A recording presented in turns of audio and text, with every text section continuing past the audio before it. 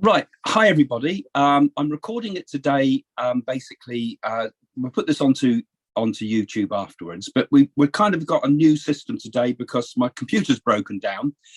So fortunately, we have an iPad, and I'm able to do it by iPad today. So this won't be an edited video, but we'll put the first part here onto YouTube, and then we'll chat today with our patrons. And we're going to talk about past lives and discuss some of our feelings about past lives, and in particular, whether some of our memories, and how did we find those memories, and how can we say that those memories are right or wrong, and what do they mean? So I'm going to ask us to share some of our intuitive thoughts about what we feel about past lives and how do we get to that conclusion. So I suppose the first thing I should talk about is some of the things that I've kind of felt about my past life. And I think people that follow the channel would probably find this kind of interesting, I suppose, because I'm a very interesting person. I don't know, it's a bit like when people describe their dreams, you think, oh God, here we go with long dreams, and it's interesting to everybody else except the person that says it. But I'll tell you what some of the thoughts that I've had and what I felt about it, and where they come from. Now, in my case, most of my past lives have really come from what I would say is dreams. I've felt dreams have been a really major way in to these past lives. And I think sometimes recurring dreams come back time and time again. And you think, why do those dreams come back? Because in those dreams, I'm like someone else in a different place with a different personality, meeting different people to anything I've known in this life. And for some reason, those dreams come back, and they come back at unusual times, particularly times like when I was a child. The same dreams came back.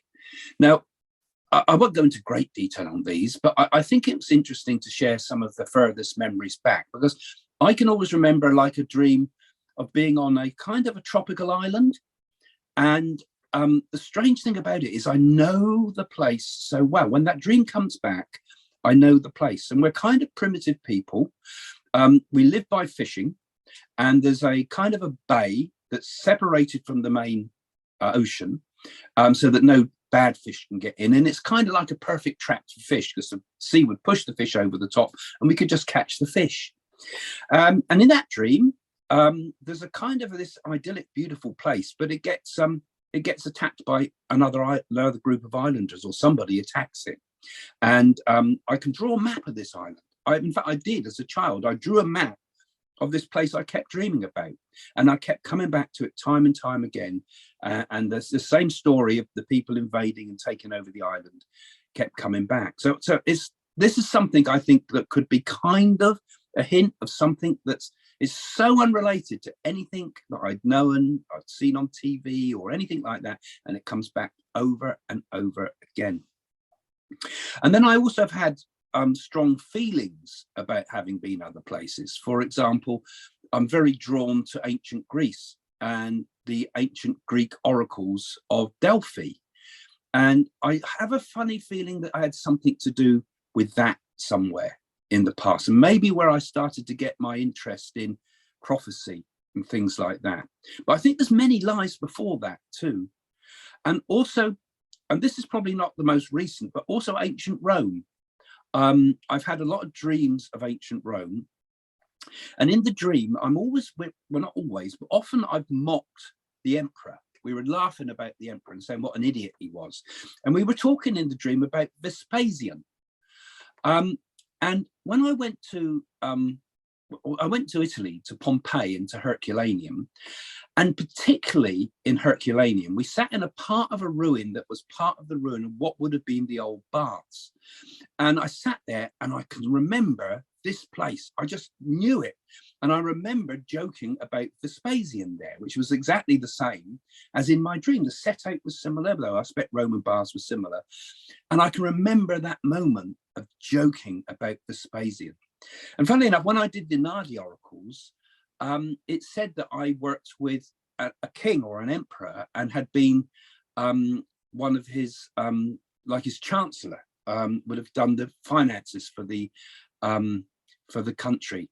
And I get the feeling that Nadi was, although you could interpret it as India, I wondered whether it was talking to me about ancient Rome, you know. And there's also other things that came back from that. I remember also thinking about Titus, and I look it up, and apparently Titus was the son of Vespasian.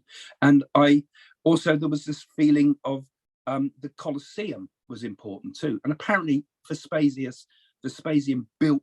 started the building of the Colosseum. And even Herculaneum, which was destroyed, of course, by when Vesuvius overrun it. And that was in AD 79, I believe, which was the end of Vespasius's rule. So there's lots of little things that come in that start to clarify when you start looking it up after. You think, hey, just that links in with everything I'm saying.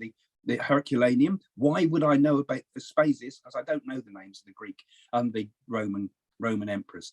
So I think sometimes with past lives, we get little bits of information that comes in. And the most important ones for me, I found, were my understanding of coming to understand the idea of past lives, came when I did the Nadi oracles, of course, which I've written about in my books, particularly Messages from the Universe. I'll give you a plug quick. There it is. Messages from the Universe, in which the Nadis told me my past lives. Now, I'm not going to explain the Nadis, because people that follow the channel and follow me know about what the Nadis are. And in that, it connected in with another dream I had, but also a hypnotic regression I had, because I was hypnotically regressed and I was in the Himalayas, and I was talking about seeking enlightenment in this hypnotic past life regression. I was completely out with it, and everybody I looked at wore orange, and I don't know whether I was Buddhist or I was Hindu or what it was, but there was this amazing feeling of being in the Himalayas. And this was very, very ancient. And I wonder in my own life whether that was something connected with the writers of the Nadi. I was there somewhere at the start of it all, because they've been so important to my life. And I think this is another thing that helps us to link back to why are we attracted to certain peoples and places and ideas? Could that not be something from our past lives? You know, so this is another way I think that we can come into this idea of who was I in a past life. We have to look at what attracts us. Why are we attracted to those things? I'm not talking about attracted to things for egotistical reasons. I'm talking about being attracted to things because these things always seem to grab us for some reason, you know. And I think this gives us another way into past life. So we've got dreams, we got past life regression, we got the strong pull of places, and of course then also there's the Nadi, which also then finds your karma, finds the things, discovers who you are, and it tells you your past lives. And in that I was a number of lives that appear to be in India, one as a woman as well, and one and some that seem to link with the idea of being a temple priest at one point, called what was it called, Kava Bravara, which is, I think, a very fierce god name. It's the fierce aspect of Shiva. But I've always had this kind of temper as well, which I think could have come from that. I think I've overcome it more in my life now, but I did as a child particularly. I could have a temper, and it makes me wonder, is that correct? Is that exactly what the feeling was? And I think there's a certain mystery sometimes to the past lives. I remember my dad telling me that he felt he'd had a past life once, and he was a very skeptical sort of man, and he said, I can remember the breath of the horses. He said, I can remember the breath of the horses. And I thought that was so interesting, those little details that kind of grab you. It's a bit like in a dream, that mysterious qualities that grab you, and it's just little things that's kind of bring back a memory, just like in normal life, a few lines from a song, or the certain perfume smell, or a scent of some sort can trigger a memory, and you can't quite grab it. It's not quite there. Most of it's there, but you can feel it. And I think this is what happens when we pass from life to life, that we have these memories, and so the detail gets kind of wiped away, but there's a certain still underlying perfume to it. There's still that sort of pull that pulls you back to ancient times. And of course, the more you start to explore it, you start to see that many of the things that happened in your life may also link with things that happened before. Why did I need to explore India so much? Why does that draw me in my life? Why did I have to go to Israel and live for a long time as well? Because I believe that during the times of Vespasian, again, when I look at that one, there was that they were subjugating the Jewish revolts at that time. So was I involved in that? And was that why I was in Israel at one point? And so these are mysteries. I can never personally ever be able to say, yes, I was this and I was that. And lots of people will also have ideas about who they believe you to be. Like there's a group of friends of mine who believe they were tied up with the teacher Gurdjieff, and believe that I was a man called Oraj, who was a friend of Gurdjieff and a writer. Now, that doesn't pull me at all. I can't have any memories of that. But others seem to say, I remember you, Craig, from then, you know. So it's so difficult with these things to get the truth and the fantasy pulled apart, you know, because not only what I think, what others think, and people, and when psychics start telling you stuff too, you think, well, have they really picked that up? Or is that something coming from their own conscious mind? So I think the only way we can really, truly understand it is that we have to kind of go with our deepest inner feelings about it, trust our own memories, trust our own feelings. And in many ways, these are things that are a little bit hard to share because I think people sometimes think you're a bit crazy with it. But then when you start to look around the world and you start to go to the places, perhaps like I went to, the example one I've given there is Herculaneum, when you go there and it's suddenly all the memories start flooding back, you know in your heart that something happened there, that there was some connection with those places. Anyway, that's my thoughts to get it started. And I'd be grateful with the patrons if you'd like to share some of your thoughts and ideas, and whether you've had similar type of things. Does it just come in pictures to you, or you know, you go somewhere and you feel I've been before? Because I've had odd experiences where I seem to hear sounds in a foreign language, but I know exactly what they mean. One was a language that I didn't recognise at all. I've never identified it, but it was strange sounds, and I seemed to know exactly what different words meant. And you didn't recognise the language at all? No, I still haven't. There's been cases of what they call exoglossy, in which people they speak a foreign language that they've never learned. I mean, I've seen it happen. I talked about hypnotic regression there a little bit. I went to one where I was taken to this, you know, the one I said where I felt I was in the Himalayas, and the person that was with me that I went along to, the person I went there with, I knew she could not speak French, and yet when they took her under and hypnotized her, she spoke not only French, but she spoke ancient old French. And there was somebody that was there that was a language professor, and was saying she is speaking in old French to us, you know. And I thought, well, I know for a fact that that person didn't know French, not only didn't know French, but didn't know old French. And a professor there was able to, you know, this was an amazing, I don't even know who the man was that I saw that time. It was an amazing hypnotic regression session. We had he put us all out in different areas of the room, and you go around they'd have someone helping and recording. And so sometimes people do speak foreign languages, and they can often, I think, be, proven to be beyond the person's knowledge. Yeah, I mean, another strange thing is that when I hear the Russian language spoken, I seem to it's as if I recognise it. It sounds very, very familiar. Mm-hmm. And I even learnt a bit of Russian, and it sounded ever so familiar. I couldn't understand it or read it or write it, but I did start to learn Russian because it sounded so familiar. That's fascinating. I can't sort of explain it. It's really odd. Yeah, you feel as if you know the language. Maybe I had a past life where I lived in Russia.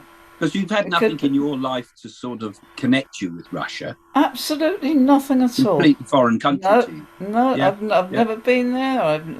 The nearest I can get is my mother-in-law was part Polish. That's, but not Russian. Would be interesting if you went there, actually, wouldn't it? It would. It's a fabulous place to go. I went to Oh, St. is it? Petersburg with Jane, and absolutely good. And actually, I know we've got all the Russian problems at the moment. Hopefully, one day they'll be over. Yes. And when we went to St. Petersburg, the Russian people were lovely, lovely people. Yes. And probably after some of our foreign currency, but they were lovely. And when in the brief time we were there, we were able to kind of connect a bit with some of the people. And St. Petersburg, wow, what a place, what a vibe. I can imagine. What a vibe.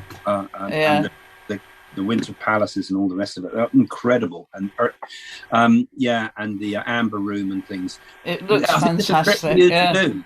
I think it's a trip for you to do, perhaps, to see if you can pick up any more. Anybody else? Interesting. Anybody else had some interesting past life thoughts in your time?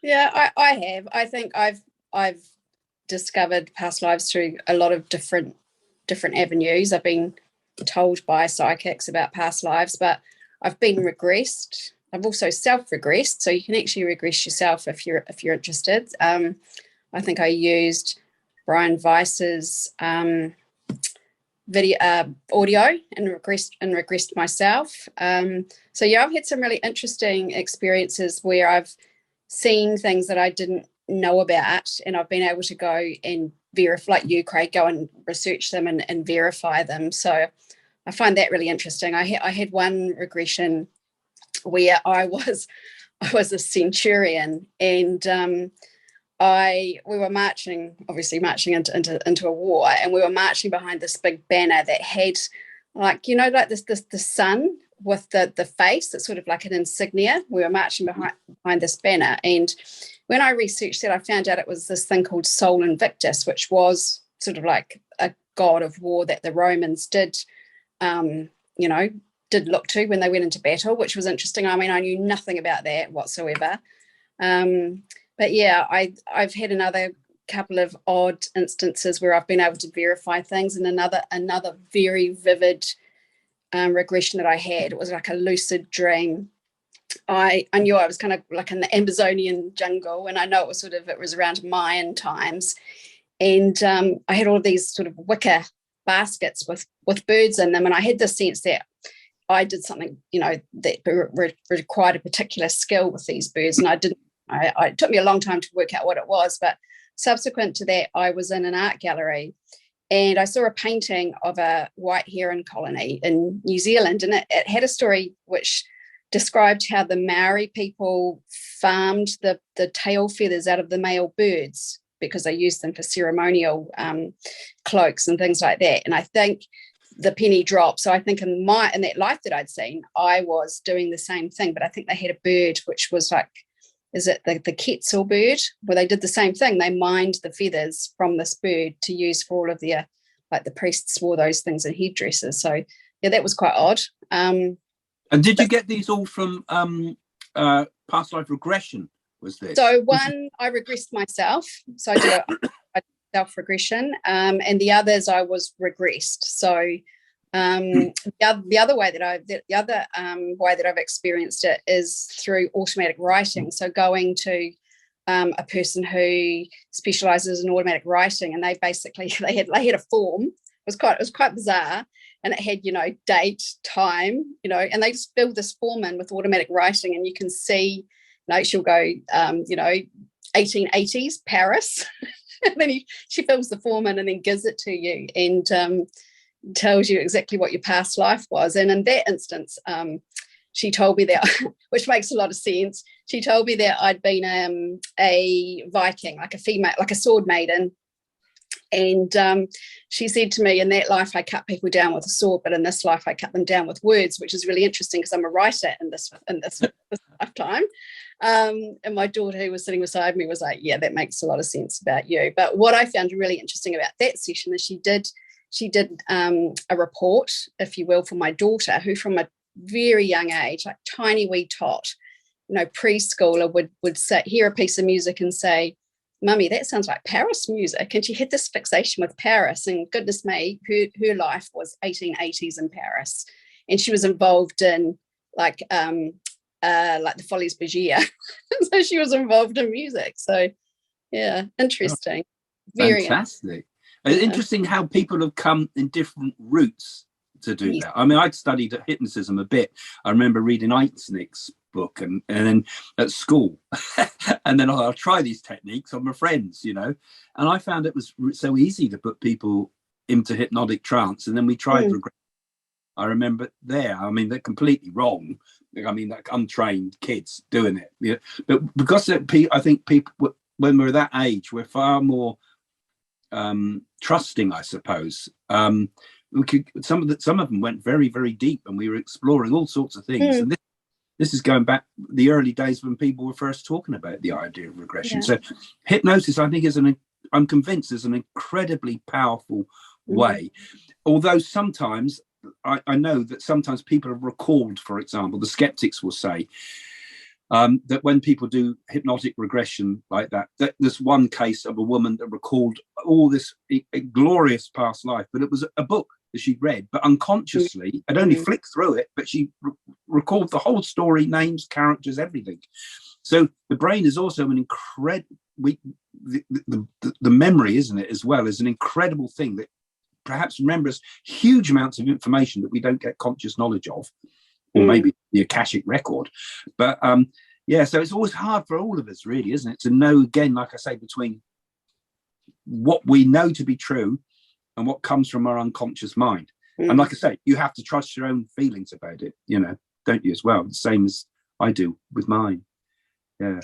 What do you think, Craig? For a long time, I sort of struggled with the concept that all of these lives had to be linear. So, you had a life, you passed on, you came back, and it had to be like a linear progression. But more recently, I've begun to wonder whether you can actually, if you think about the concept of a soul being able to split or divide, whether you could have overlapping or concurrent incarnations. What do you think about that? Yeah, I struggled with that one a lot myself, actually, because we can't really get to an answer for it. But my thoughts are that if we live in a sort of a multiverse, in a way, we could be living multiple lives. We've already lived them all simultaneously. Yeah. And maybe what we're connecting to, I mean, we're in this, we assume that, excuse me, we assume that time is linear, like you say, it's linear.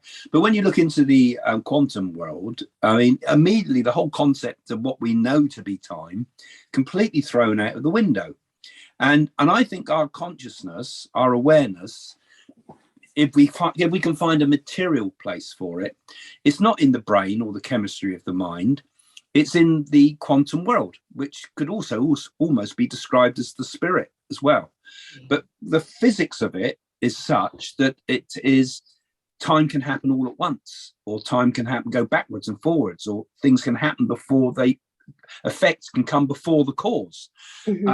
And also when you read Carl Jung and the idea of synchronicity, that everything external to us is influenced by meaningful things that happen within us, so meaning dominates what happens in the world rather than just cause and effect Newtonian physics.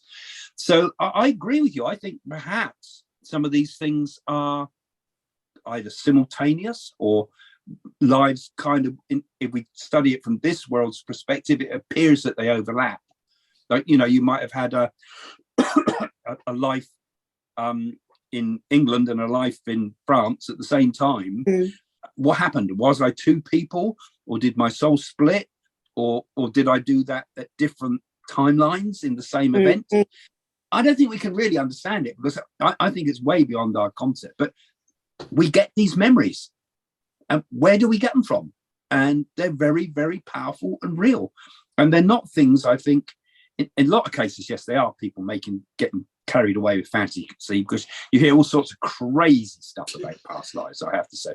But when you talk to sensible people like yourself, and I think everybody's here reasonably sensible, we are, they're not locked us up yet anyway, you can see that this is a genuine experience that is not about trying to find self-importance. It's about these things happen to me. Because I've spoken to hypnotists, for example, they said the number of Anne Boleyns I've had here and the number of people that have been beheaded are so many that it's just not feasible for that percentage of people to have had that. So that is probably some romantic sort of fantasy that could be in that person's mind that has been triggered by these events, you know. And Mary Queen of Scots is another one where people think they're Mary Queen of Scots. So they can't have hundreds and thousands of Mary Queens of Scots, for example. So I think there's a lot of danger of unconscious fantasy coming in, but at the same time, there's a core that is very real. I mean, if you look at things like the Bloxham tapes that were done on the BBC, you know, I mean, years and years ago, and why can't they make more programs like that? But they followed they went and researched the stories from the hypnotic regression. And I remember one, I think it was on the Bloxham tape stuff. I think it was that, but I remember it was on the BBC, old black and white days, I think it was still. And the woman said there's a floor underneath this building. She found the building. She started speaking when she got there in Old English or something. And they're saying, well, she's speaking Old English now. And as she got more excited, the Old English started coming out. They found the building. She said, there's a floor. And they said, there's no floor. It was all just muck. But there was years and years of chicken droppings and feet underneath. They dug it all up and they found a mosaic, which was the exact mosaic that she'd drawn before in her hypnotic trance. I mean, how, you know, thousands of, you know, millions of poops underneath, you know, they find this drawing that she did. And it's very powerful stuff. I felt some of that. Yeah. So we got to find our proof, haven't we? If we can. And it's not easy. I mean, all those things I've said, you know, a little proofs for me in those, the Roman one, I think I could get little bits of proof for, but I couldn't prove that tropical island thing I described. Or I couldn't even prove the Indian stuff. But, you know, if we can find little clues, then we know we're on the right path, don't we? Yeah, because going back to the Russian thing, I just remembered I used to work in a public library and somebody walked in, he looked at me and he said, "Are you Russian?" And I said, "No." He said, "No connection." He said, "You're Russian." He said, "You look very Russian." Odd, isn't it? Yeah. I wouldn't have said you look Russian, Pat, but that's interesting that someone would say. Well, I was very young then. I probably had, you know, much slimmer face. You had a big moustache. Oh, yeah, that's right, yeah. Yeah, it might have been the Cossack dancing that gave it away, you know. Yeah. No, it is interesting that we get little clues. I think we also get, I'm a great lover of the ideas that Carl Jung put forward about the idea of synchronicity, that sometimes these meaningful things have synchronous things that happen, like something you dream about. Actually, the reason triggers a dream that I had last night, I dreamed of a scarab beetle. But one of the things that Carl Jung had in his synchronicities, there's a synchronicity in itself. He one of his patients dreamed of a scarab, you know, and he was saying about a scarab was a rebirth symbol. And this patient was very scientific, very materialistic, and would not accept the idea of meaningful things. And as she's describing the dream, there's something knocking on the window. I think it was a scarab, and he went to the window and brought forward what was a scarab beetle. And there's your scarab for you, madam. And bang, it completely changed her concept of the world, because she thought that actually the world is a weird place. It's not all explainable. And he felt that opened herself to her unconscious mind. And yet that strange synchronicity, which happens a lot for us all, maybe triggers those memories of past lives. I think these deeply meaningful things, the world gives us answers, gives us clues, you know. And I think anybody that's kind of spiritually seeking and yet also quite sensible with it and yet open enough, you know, because I think people get carried away with angel feathers and things like that, but they're looking for things all the time. But I think you do get synchronicities that kind of perhaps give us a little bit of proof sometimes of those things that we might have been exploring. Like now, I'd imagine all of us talking about these things may get little odd synchronicities. It might happen that, you know, you get clues because this is something that's concerning our souls and our purpose, isn't it? Yeah, it's also when I walk something, I do then the path, the Old English witchcraft, the Viking Old English. So but I always knew I'm Dutch, like your friend, and I moved to England, and I always said when I was still living in the Netherlands, one day I'm gonna move to England. I say I know that my lover is there, and I get divorced, and I met my English husband, and I moved to England. And now I explore the path of the witchcraft, and everything seems familiar for me, and symbols are throwing on my path, if you know what I mean. And also the places where I come from. I don't know if you know Bradgate Park is in Leicestershire, and I just walk there, and I just see horses. The time is coming back.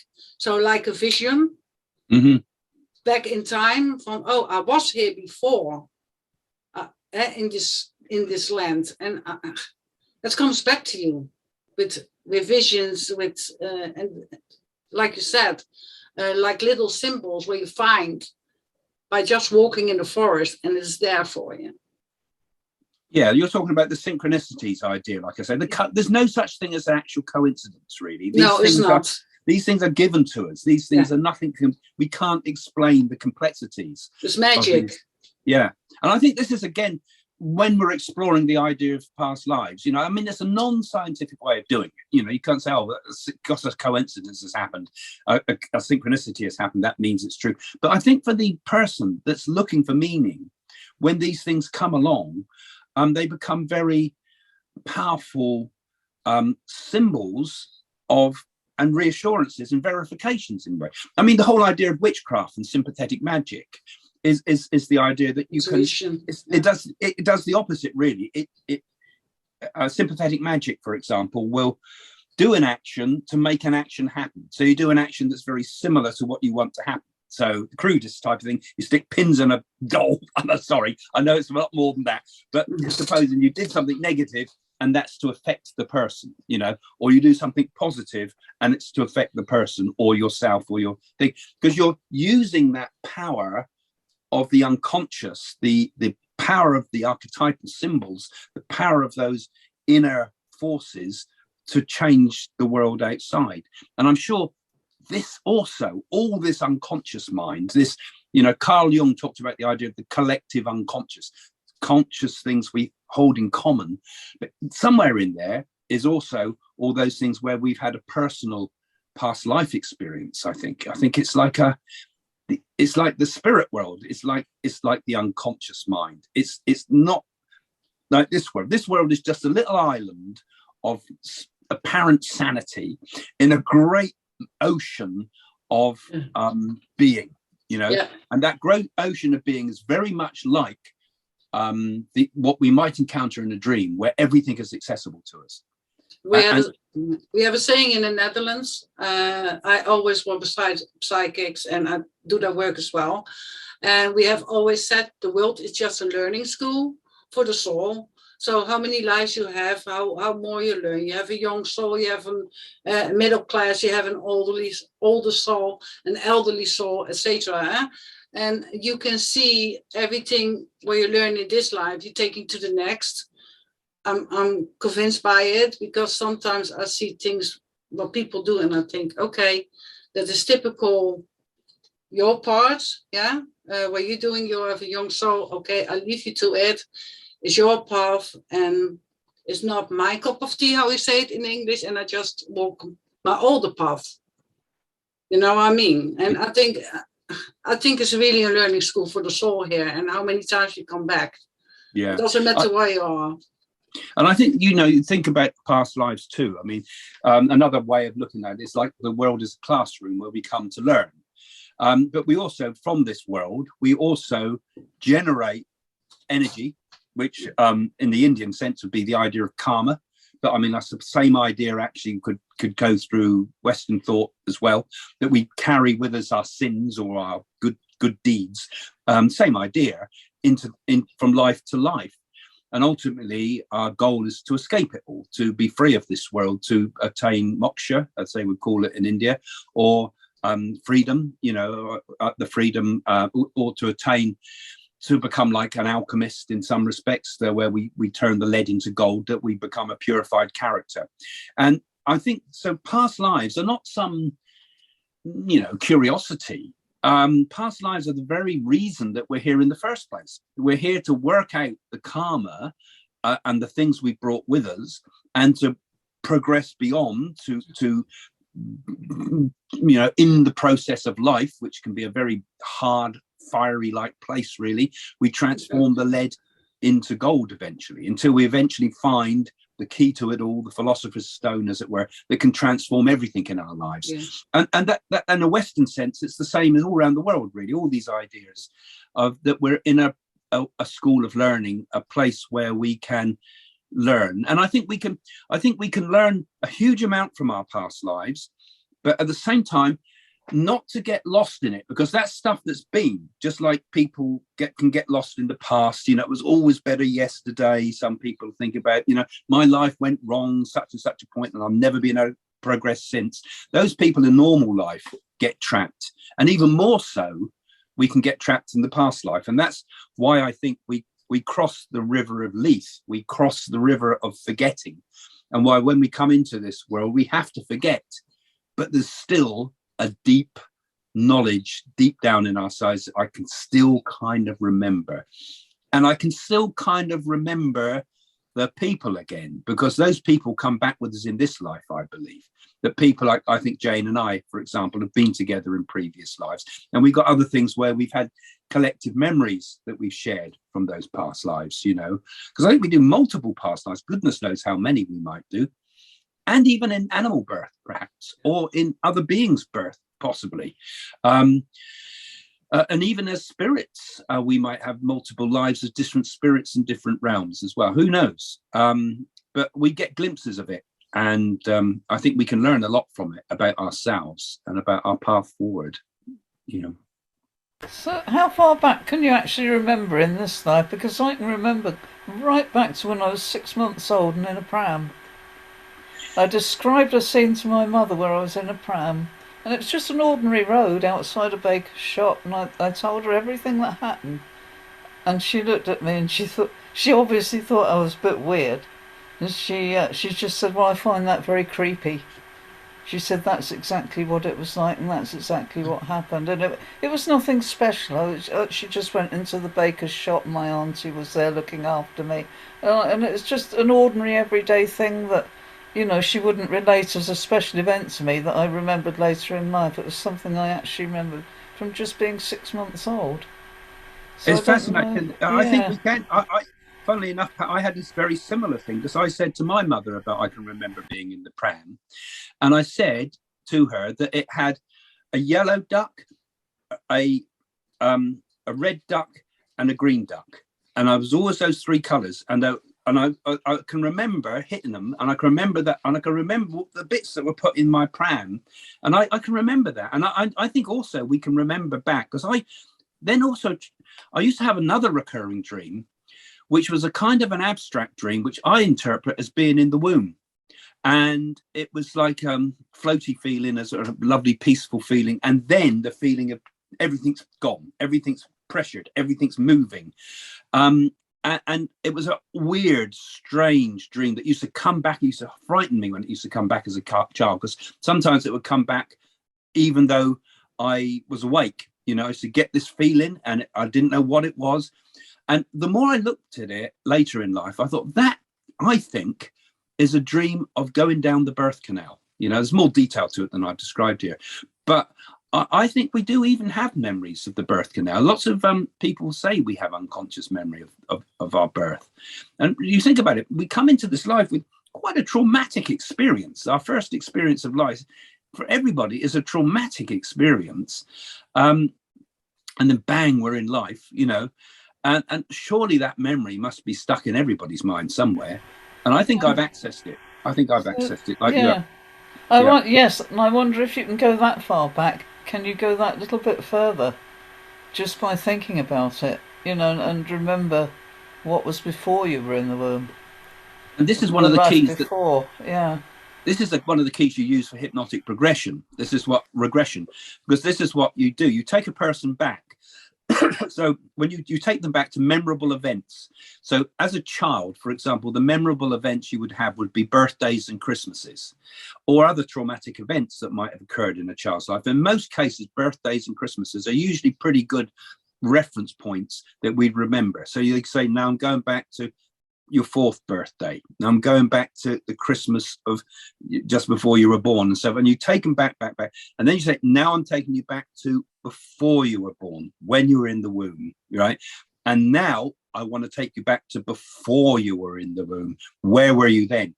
And that's how that's how one of the techniques that is used to take a person back to recall previous lives. So maybe that trigger point, that milestone of a moment of our birth, could be used as another trigger point to go the opposite direction and find out who we were in a past life. So that's another technique, perhaps even visualizing the idea of being in the womb, that could act as a way back for a person to get personal recall of past lives. I wonder if you could go forward as well and know a future life. Yeah, you can. Can you? Oh, yeah. Yeah, also the Nadi gives you your future lives too, actually, because the Nadi will say, although that's changed in my case, because I had one Nadi that said I'd have a future life and described it, and the last Nadi I had done said, you've cleared your karma, you won't have a future life. So maybe those future lives are there in potential, or maybe we clear our karma and that future life that might have been no longer is, because you've gone into you don't need to reincarnate again, perhaps. Or maybe we do something in this life that triggers a new life that we have to come back again as well. Conversely, maybe we've created major karma that brings us back again for something we do. Because in this whole process, isn't there, there's still this miraculous thing called free will. The most curious thing in the whole universe, really, because that's the thing that gives the, without free will, free will, some say, is an illusion, but I think free will is existent. And the things we do create new things that may happen in future lives. And I wonder almost sometimes if the things we do in this life might even affect what we did in previous lives and change the course that happened before. Can we change the past just as we change the future? I mean, there's another whole realm of mind-boggling thought, So yes, it's like the precogs in the movie Minority Report. Can they change the future? Can they see the future? Is the future actually set? And I don't think it is, because what's the point of life if it's not set? It seems, it's just pointless, isn't it? Pointless for life to come into existence if there wasn't such a thing as free will. Certainly, life in existence in this reality that we know, requires time and therefore requires free will. Okay, that's a real black hole, that one. Any more final thoughts on anybody about you could share with any other past life stuff? Okay, any other thoughts and questions that we might have about that, or concepts that have come up? What do you think about it? I've got a couple of questions. In Hinduism, we're told that you are very fortunate if you are born as a human being. So that means that surely you've done some good deeds to come. So I'm just thinking, for an animal, say a dog, I lost my dog a few months ago. There were times when I would look into his eyes, and I don't want to say it was frightening, but it was quite disturbing that I felt I was dealing with a human. I don't know if other people have had this experience before. There were just certain things where he would just look into my eyes, and I would say to myself, I think you'll be born as a human in the next life. And I wondered, from your perspective, have you ever, when you were giving past life regression, did you have animals come through? And the other question was that how long does it take for an animal to evolve spiritually into a human being? Well, that's I can't answer it from the standpoint of animals coming through, because I mean, anything I've done with regression was minimal, to be honest. Something I think I will explore again one day, actually, if people want to join me on that. But I think I do believe in what the ancient Greeks used to call metempsychosis. They call this, that they believe that the human birth is something unusual, that it is, you've had to done marvelous things to get to that point, and that you have multiple millions of lives, perhaps, in animal forms of some form or the other. Maybe even start in the first simplest of forms. Maybe we start off right back as a simple amoeba or something, a germ or something. We start, and gradually something happens to gradually help us move up the ladder of development. So I would, and the Buddhists too believe in this idea that, you must obviously be, they say you must look after every creature, because the amount of time we've been here, the likelihood is that every single creature on this earth at some point has been your mother, because they think in these huge, vast ideas of vast periods of time, when everything has become interconnected, even to that level, where every being has been your mother at some point in the past. And I think therefore we would be talking about vast periods of time, I would think, before a human soul can develop. And the fact that you got to the human level, I think, means that you stay at that level, because I don't believe evolution goes backwards. I think spiritual evolution moves forwards always. So I don't see, unless you were, perhaps you could go back if you did something so dreadful that the karma would pull you back into an animal form again. So people could argue that, but I think generally the way is always forward. I think you pay the price more in personal suffering than you would in incarnations as an insect or something, which we might wish for someone, but it doesn't happen, So I think it's vast periods of time. But I personally, and there's no way we can prove these things, but I personally think that we've been through many animal incarnations. In fact, you look at people's faces sometimes, and you look and you think, that person looks a bit like a goat, or that person looks a bit like a bird, or that person looks like a sheep or something. You get the feeling that on a person's face sometimes the structure will do it, but also something about them gives you a vibe. You think, well, they might even have a sheepish sort of attitude and be a follower. And then another one you might see who seems a ferocious tiger that's a salesman or something. We see it in people's faces. And I think when you're doing spiritual work sometimes too, when you're doing spirit communication, for example, from the spirit world, if I'm doing a connection with someone from the past, from the spirit world, and they're sat with me, they'll often say, I can see my mum across your face. Your face just suddenly looked like my mum, That's because you're getting this, you're not getting ectoplasm doing that. It's just that they suddenly see in your face something that is their mother, right? And I think it's the same. What we're seeing sometimes in the face is not necessarily the structure of the face or something. It's like a projection, a spiritual type of projection of who we were, previous lives, and also in previous incarnations in different animal king forms. There's an interesting technique used in some of the more advanced forms of yoga, in which two people will sit looking at each other. And they would use what's called dristi, which is a focused attention. And what you do is you look at each other and you focus on the right eye, and you stay focused on the right eye. Then you move and you stay like that for a long time. Then you focus on the left eye, and you stay with the focus a long time. And then you focus on each other's third eye, and you'll see each person's and when there's a sort of a visual effect that happens where the first person's face will change and look really weird sometimes. You can even do it in the mirror on yourself, but I would be careful with that, because you might see some weird stuff. But you start to see in that person's face animals, different faces, different people, all sorts of weird stuff. Now, whether this is just the unconscious projecting onto the person, just like we might project pictures onto the clouds, but I think it's more than that, because I think we start to, because we focused our sight in that way, you start to see the inner world of that person, and I think the past lives of that person. So it's a technique people could use. It's a form of focus. You just watch it and you'll see it on each other. And also there's a kind of, if the person is very spiritually open, a form of telepathy can take place. And it can also be quite it can be quite intrusive on each other too, because you know you're opening yourself and they're opening their self, and you start to reveal the soul. It's quite an advanced technique, and I think it requires you to be sat with the right type of person for this too. But it can be very, very interesting. You can do it in the mirror, and you'll see weird stuff, because it's like a weird psychedelic type of experience, you know.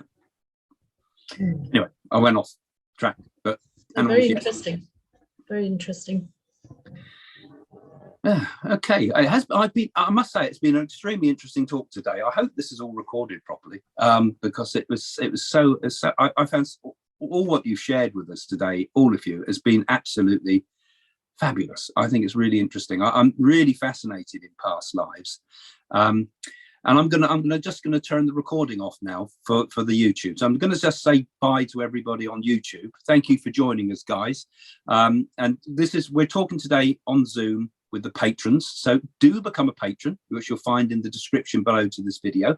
And you can come online, but also it helps us to keep this whole thing going, you know, so keep the whole channel going, and your help is appreciated. And also it's helping us with our work towards a spiritual center, which is our ultimate goal. Anyway, I'm going to say bye-bye to everybody. And I'm going to press that button to say, and don't forget to subscribe, that I'm going to stop the recording.